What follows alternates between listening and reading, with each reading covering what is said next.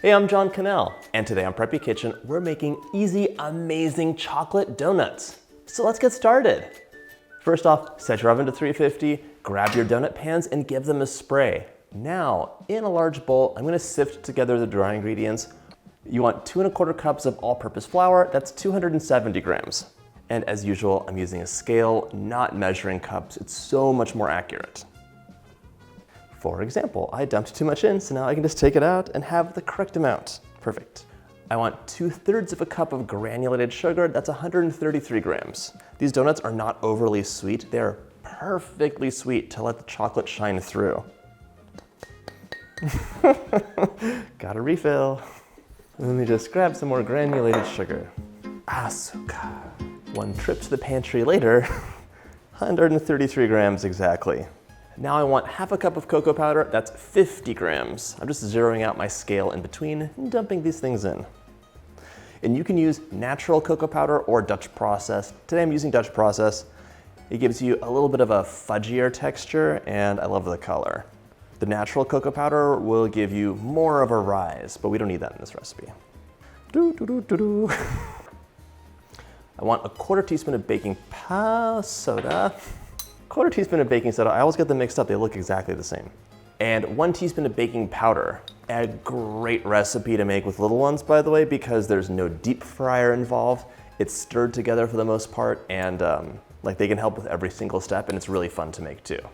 And for balance, 1/2 teaspoon of salt. I'm using kosher salt. Time to give this a sift. Get all those lumps and bumps out. Look at this. Look at all this nonsense. What is this? I don't care how much you whisk, you would be very disappointed by just chomping into a big lump of cocoa powder that's unmixed. Gotta get a whisk. Why didn't I get it? Whisk, whisk, whisk. My scale is done. I'm gonna give this a really quick whisk. Okay. The dry ingredients are done. Let's set this aside and get to the wet. We need 4 tablespoons or 70 grams of melted unsalted butter. Normally I would have it pre-melted for you, but I've been getting questions about butter explosions in the kitchen, which has happened to me many a time. Here's the deal. Grab some butter paper, it's usually left over. Just pop it on top of your bowl, microwave at half power, give it 30 seconds to start, and then go to 10-second bursts. You want it to be just melted, not boiling hot, because then the water in the butter will heat up to steam and it'll explode all over your microwave, which is not fun to clean.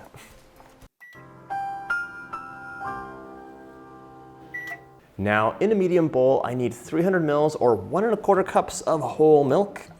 It's much better if your milk is room temperature or even warm, by the way. So if you have ice cold wet ingredients and we add the melted butter in, it's gonna curdle up, and it's okay, but it would be even better if it didn't.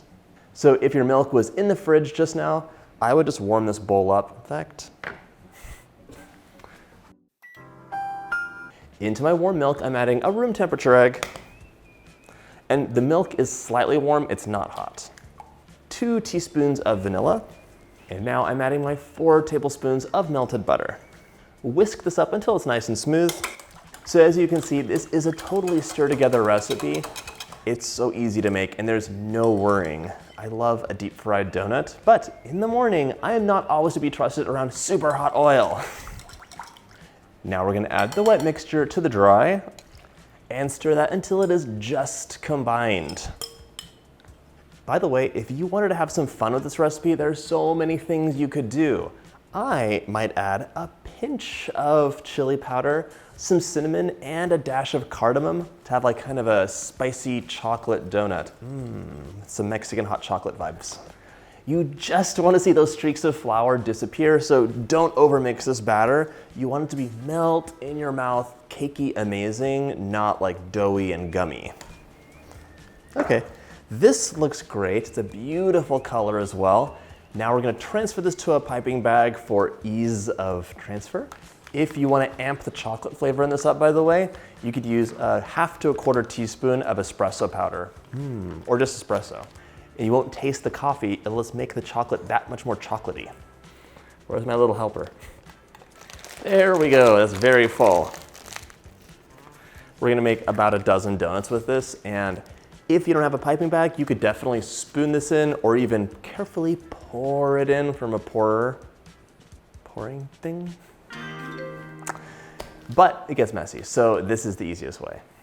I have 2 baking tins here, one's metal and one's silicone. They both bake up really well. I'm just hitting this with some baking spray right now. Stuck donuts are the worst. These both work really well. I will say that the metal one has a shallower shape, which can be hit or miss. Sometimes it looks really good and sometimes it just doesn't. This deeper one gives you a really big, perfect donut shape. I'll link to both of these in the carousel so you guys can pick one up if you like. Snip the tip off your piping bag. And now you're gonna fill these up, about 2/3 of the way full. And repeat, this is super easy. You don't wanna overfill, and it's nice if you don't make a mess. These fill up so beautifully when you pipe them in. You can totally use a plastic bag and just snip the tip off if you want as well. Or you can make your own piping bag out of parchment paper. I think I have enough for a baker's dozen today, how nice. If you only have 1 baking tin, you can definitely bake these in batches. So bake the first one, release, give it a wash, and bake it again. The batter will hold up in that piping bag. Now we can pop these into the oven, 350 for just 8 to 10 minutes. Totally depends on your baking tin, so just give them a test. They should be springy in the center. The little toothpick will come out clean. While they bake, we'll make our delicious chocolate glaze. My water is warming up over like medium heat, and I'm gonna place my bowl right there. I want 1/2 cup of chocolate chips, semi-sweet or bittersweet, it's up to you. About 2 tablespoons of heavy cream. For a silkier consistency, I'm also adding in 2 tablespoons of butter. This is all gonna melt together, and I just wanna say, watch the water temperature. If it's boiling away, that's too hot. It should be a nice simmer.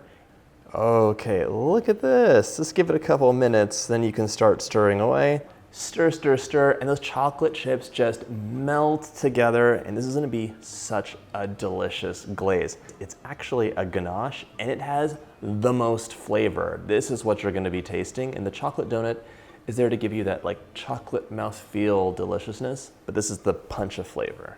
If you wanted to add some more flavors in here, you could add a little pinch of cinnamon, chili, cardamom, allspice. Almost anything is gonna be nice here. And you could also add some espresso powder or some espresso just to like amp up that chocolate flavor, just like we talked about in the donuts. This is mostly melted. I'm taking it off heat right now, and I'm just gonna set this aside. I don't want things to be totally melted over heat because the chocolate can burn and seize. It's not a good scene. My donuts came out of the oven and they've been cooling for about 8 minutes, so it's time to pop them out. These donuts only need about 5 minutes in the pan to cool down before they invert onto a wire rack. If you take them out too soon, they're just very soft and they might break apart, so just give them a couple minutes, but don't leave them in so long that they get stuck. Look, see, I do like the way this shape is. It's like big donut. This was in the metal pan, this was in the silicone. I just like the shape better. This, however, will give you more chocolate ganache to cake as a ratio, so. These, of course, are best fresh, but you can store any leftovers for up to 3 days in an airtight container. So I see a couple stubborn lumps, which I just don't like. Chocolate chips are not meant for melting. They're meant for staying like little chips and cookies. But they're the most available chocolate, which is why we use them in recipes. You could definitely use chopped chocolate in this instead, but if you're using chips like I am, you might just want to give it a whisk after it's off heat, and it'll break those little lumps of chocolate that are left over. And yes, you're not actually supposed to whisk a ganache. I know, you don't want to beat air into it, but this is for donuts, so it's different. Grab your donut, and here's the deal. If your glaze is warm, you'll get a really mirror smooth finish, and it'll just go right down that donut. If your glaze is cool, it'll sit up on top a little bit more, and you might have a little bit of like a dip mark, but both are gonna be delicious. You can enjoy this immediately, but that would be very messy. These donuts need about 20 minutes before this ganache is set, and you can eat them without making a giant mess. I'm adding sprinkles to a few. I did a few already, but I forgot the most important thing. If you're adding sprinkles, just wait for them to cool a little bit so the sprinkles don't sink in. That way they'll look extra pretty. This and a cup of coffee is heaven. Oh my gosh, that is some fudgy chocolate amazingness. This is gonna melt in your mouth and the whole batch will disappear in just a few minutes. I hope you get a chance to make this recipe, and if you like this video, check out my breakfast treat playlist.